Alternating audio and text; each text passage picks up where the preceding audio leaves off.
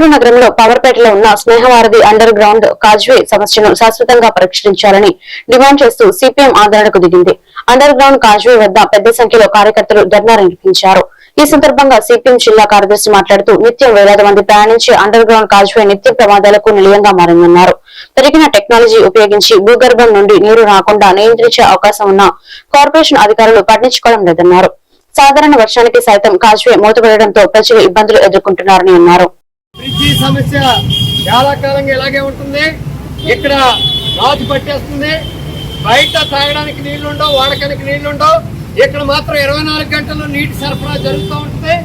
ఇక్కడ దీన్ని సముద్రం కింద నుంచి బ్రిడ్జీలు వెళ్తున్నాయి, కానీ ఇక్కడ మాత్రం రోడ్డు మీద సముద్రాన్ని తలపించే పద్ధతిలో నిరంతరం నీళ్లు ఉంటూ ఉంటాయి. ఇంత సాంకేతిక పరిజ్ఞానం అభివృద్ధి అయిన తర్వాత కూడా ఈ రోజుకి కూడా ఇక్కడ నీళ్లు లేకుండా బ్రిడ్జిని సక్రమంగా నడిపేటువంటి చేతకాని పద్ధతిలో గవర్నమెంట్ వ్యవహరిస్తుంది. దీనివల్ల చాలా మంది యాక్సిడెంట్లు అవుతున్నాయి, ఇబ్బందులు అవుతున్నాయి.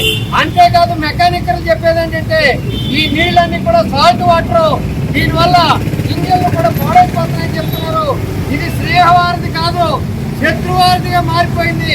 కాబట్టి ఎక్కడైనా ఈ ఫుడ్ గవర్నమెంట్ ఈ బ్రిడ్జి వంక చూసి దీనికి నీళ్లు తోడటానికి నెల జీతాలు ఇచ్చే పని చేయడం కాదు, దీన్ని శుభ్రంగా బాగు చేసి ఈ వర్కర్ని ఇంకెక్కడైనా మంచినీళ్ళు సప్లై చేసే దగ్గర పెట్టాలి. ఆ పద్ధతిలో ప్రభుత్వం తక్షణం ఈ స్నేహవారధిని సక్రమంగా పునర్నిర్మాణం చేసి ప్రజలకు అందుబాటులో తీసుకురావాలి. కొద్దిపాటి వర్షం వచ్చినా కూడా ఇది మోతేయాల్సినటువంటి పరిస్థితి వస్తుంది. కాబట్టి పూర్తి స్థాయిలో ఇది ప్రజలకు అందుబాటులో తీసుకురావాలని చెప్పేసి సిపిఎం పార్టీగా మేము డిమాండ్ చేస్తా ఉన్నాం.